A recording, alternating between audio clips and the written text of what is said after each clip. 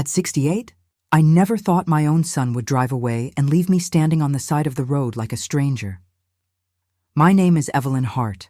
I spent more than 40 years teaching literature at a small high school just outside Portland, Oregon. I've lived long enough to see generations of students grow up, move away, and send postcards from places I'll never visit. I buried my husband 5 years ago. Since then, I've tried to live quietly, keeping my dignity and independence intact. My son Michael means well, or at least that's what he tells himself. He's successful, busy, and convinced that he knows what's best for everyone, including me. For months, he's been trying to convince me to move into a senior living community. "It's safe, Mom," he said. "There's staff, medical help, activities. You'll never be alone." But safety isn't the same as freedom. I told him that politely at first, then firmly. I like my little apartment. I like my books, my plants, my morning walks. Most of all, I like knowing that when I make a cup of tea, it's because I decided to, not because someone scheduled it for me.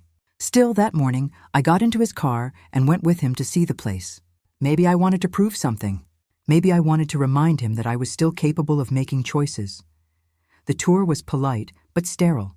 Smiling staff, beige walls, the faint smell of disinfectant. On the drive home, tension sat between us like a third passenger. He called it concern. I called it control. By the time we reached the outskirts of town, the argument that would change everything was already building. It started with a sigh, the kind that says more than words ever could. Michael gripped the steering wheel tighter, his jaw set, his patience wearing thin. "Mom, you're being unreasonable," he said, the way a manager might talk to an employee refusing to follow orders. "I'm not unreasonable," I replied, keeping my voice calm, though my hands trembled slightly in my lap. "I just don't want to live somewhere that smells like antiseptic and loneliness." He laughed under his breath, a sound that stung. "You're romanticizing things again. You think it's all about independence, but you're not 25 anymore. What happens if you fall? What happens if no one's there?" I turned to the window, watching the gray sky blur past. "Then I get back up," I said quietly, like I always have. That was the breaking point. He slammed the brakes harder than necessary, pulling the car onto the shoulder of the road near a small bus stop. For a moment, neither of us spoke. Then he looked at me with something between frustration and fear. "Fine," he said. "If you're so independent, find your own way home. Maybe that'll help you realize you can't do everything alone." Before I could respond, he put the car in gear and drove away. The sound of his tires on the pavement faded, leaving only the hum of the wind and the faint chirp of birds somewhere in the distance. I stood there stunned. My purse, my wallet, keys, and bus pass were still sitting on the kitchen counter at home. My phone battery blinked red at 3%, 68 years old, stranded at a bus stop on a quiet road, my own son driving away in anger. I sank onto the metal bench, its surface burning hot from the afternoon sun. Cars passed occasionally, their drivers not giving me a second glance. It wasn't the heat that made my throat tighten. It was the humiliation. After decades of teaching, of raising a child, of surviving the loss of a husband, this was how my story looked now. A woman too old to fight, too frail to cry, and too tired to move. But life has a strange way of turning pain into a beginning. I just didn't know it yet. The bus stop was quiet, except for the hum of traffic in the distance. I was lost in thought, trying to decide whether to walk or wait, when a gentle male voice interrupted the silence. "Excuse me," it said, calm and measured. I couldn't help overhearing. "You sound like someone who's been left behind." I turned. Sitting a few feet away was a man in his early 70s. His hair was perfectly silver, his suit a pale gray that seemed almost too elegant for a summer afternoon. A white cane rested against his leg, and dark glasses shielded his eyes. "I'm fine," I said quickly, embarrassed, "just waiting for the next bus." He tilted his head slightly. "You don't sound fine." There was no pity in his tone, only quiet observation. "Your son left you, didn't he?" The words hit harder than I expected. "He'll come back," I murmured, more to convince myself than him. The man smiled faintly. "I doubt it. Sons rarely turn around that quickly after pride gets involved." He adjusted his posture with practiced ease.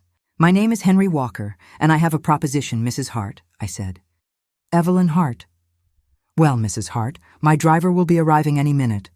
I'd like you to do me a small favor." "A favor?" I asked cautiously. "Pretend you're my wife," he said matter-of-factly. He'll assume I've picked you up after an errand. That way, you'll have a safe ride home and your son will regret leaving you. I blinked. Surely I'd misheard. I can't possibly accept that. You can, he replied gently. Think of it as charity for an old blind man. You'd be saving me the trouble of worrying my driver about an empty seat. His humor caught me off guard, and against my better judgment, I laughed. You don't give a person much room to refuse, Mr. Walker. Henry, he corrected. And no, I don't. Life's too short for excessive politeness. Before I could argue further, a sleek black car pulled up to the curb. A driver in a dark uniform stepped out, greeted Henry with a nod, and opened the rear door. James, Henry said, his hand finding the cane with remarkable precision. We'll be giving Miss Hart a ride today. The driver didn't question it. Of course, sir. As Henry rose, his hand extended toward me. Shall we? I hesitated for only a moment before taking it. The warmth of his palm was steady and sure, not fragile as I'd expected. Inside the car, the air was cool and smelled faintly of leather and cedar. Henry sat beside me, relaxed, composed. Now, he said, where are we taking you, Mrs. Hart? I gave him my address, still uncertain if I'd lost my mind or stumbled into the strangest act of kindness I'd ever known. He smiled as the car began to move. Good. But first, I insist we stop for tea. You've had a trying day, and I find tea solves nearly everything. And just like that, my life, ordinary, predictable, quietly fading, shifted course in the most unexpected way. The car glided through winding streets lined with towering oaks, leaving behind the modest neighborhoods I was used to. As we turned past an ornate iron gate, I caught my breath. Ahead stood a colonial-style mansion, white pillars, sweeping lawns, and windows that shimmered in the sunlight like glass eyes watching our arrival. Welcome to my humble home, Henry said lightly, though I suppose it's rather large for one man and a few staff members. I didn't know how to respond. I'd expected perhaps a nice house, not something that looked like it belonged in a movie. The driver parked, stepped out, and opened my door with professional ease. Inside, the air was cool and scented faintly with lemon and old books. Sunlight poured through tall windows, glinting off polished wood floors. A grand staircase curved upward in a perfect arc. But what struck me most was how normal everything seemed. No special railings, no textured floors, nothing that suggested a blind man lived here. Please follow me, Henry said, tapping his cane lightly. He moved with surprising confidence, as if the space had memorized him as much as he'd memorized it. We'll have tea in the garden room. I promise it's worth seeing, or so I'm told. The garden room turned out to be a glass conservatory filled with sunlight and the scent of blooming jasmine. Outside, rows of roses stretched toward a distant fountain. Sit anywhere you like, Henry offered. Comfort is more important than formality. When the tea arrived, silver tray, porcelain cups, lemon biscuits, perfectly arranged, it felt almost ceremonial. Henry poured with such precision that I forgot for a moment he couldn't see. You move around here awfully well for someone who's blind, I said immediately, regretting the bluntness. He smiled. 15 years of practice. I lost my sight gradually. The house was already part of my muscle memory. There was something so calm, so deliberate in his voice that it soothed the awkwardness between us. We spoke for a long time about aging, about independence, about the stubbornness of children who think love means control. My daughter Clara, he said, still insists on managing my life like a corporate project. I let her to an extent. It's easier than arguing. I nodded. My son's the same. Concern disguises itself as authority. Henry chuckled softly. Ah, so we're both victims of love disguised as supervision. The conversation flowed naturally, unguarded, two people discovering that loneliness recognizes its own kind. When it was time to leave, I felt an unexpected reluctance. Thank you, I said as James escorted me back to the car. No, Henry replied, lifting his chin slightly toward my voice. Thank you, Miss Hart, for restoring a bit of warmth to an otherwise dull afternoon. As the car pulled away, I looked back at the mansion disappearing through the trees, wondering why a stranger's kindness had touched me so deeply, and why I already suspected there was more to Henry Walker than met the eye. The days that followed blurred into quiet routine, watering my plants, reading, pretending life had returned to normal. But my thoughts kept circling back to Henry Walker and that house that seemed too perfectly composed, too deliberate. He called 2 days later, his voice smooth and steady. "Mrs. Sart, I hope you've recovered from your ordeal. Would you consider joining me at the Wilson Foundation gala this weekend? It's rather dull without interesting company." I hesitated. I hadn't attended a formal event in years, but there was something in his tone and easy confidence that made refusal difficult. "All right," I said, "as long as I don't have to pretend to be your wife again." He laughed softly. "No pretending this time, just conversation and perhaps a dance if you're willing to guide a blind man." That Saturday evening, a car arrived precisely on time. The driver, James, handed me an elegant envelope and an invitation embossed with gold. The address led to a downtown art museum transformed by soft lights and music. Inside, Henry stood among a cluster of guests dressed in a black tuxedo, cane in hand, dark glasses in place. He looked commanding. Every movement was measured and graceful. Yet as I watched him turn toward people seconds before they spoke, a small shiver ran through me. Later, as we sat together, I decided to test a theory. "Your tie is navy blue," I said casually. Though I hadn't mentioned it aloud before, without missing a beat, Henry smiled. "You have an eye for detail. A harmless coincidence, maybe." But then I adjusted my earring, sapphires that caught the light, and said, "Do you like them?" He turned his head slightly, eyes hidden behind glass, and said, "They suit you. Simple but strong, just like you." I froze. He couldn't have known their color. He couldn't even have known I was touching them. When the orchestra began playing, he rose easily, extending his hand. "Dance with me." I took it, studying him as we moved. His steps were flawless, his turns perfectly timed. Blind men don't waltz like that. Something wasn't right. By the end of the night, I knew with absolute certainty Henry Walker, the charming man who claimed to live in darkness, could see perfectly well. I couldn't shake the thought as we moved across the gleaming marble floor, his hand steady against mine, his steps too confident for a man deprived of sight. Every turn, every subtle change in rhythm, he anticipated them before the music shifted, before I even guided him. When the song ended, he smiled as though nothing in the world were amiss. "You dance beautifully," he said. "So do you," I replied, my voice calmed, though my heart beat fast. "Remarkably so." He tilted his head slightly, that practiced gesture I was beginning to recognize as part of his performance. "Years of learning to move by instinct." "Instinct?" I echoed, letting the word hang between us. Before he could answer, a tall woman in a crimson gown approached. "Mr. Walker," she said warmly, "I didn't expect to see you here tonight." "This is Evelyn Hart," he said smoothly, turning precisely toward her voice. "A dear friend." "Lovely to meet you," the woman said, her handshake firm and appraising. "I'm Margaret, a member of the foundation board. It's refreshing to see Henry out in public again." "Don't let him fool you," I said lightly. "He manages quite well." Margaret smiled and moved on. But Henry's jaw tightened ever so slightly. "You have a mischievous streak, Miss Hart." "Maybe," I said, meeting the dark lenses of his glasses. Or maybe I just noticed things. Later that night, as the event wound down, he leaned toward me. "Would you join me in the sculpture garden? It's quieter there." The garden was softly lit by lanterns and moonlight, the sound of water trickling from a fountain nearby. We walked slowly until he stopped beneath the canopy of ivy.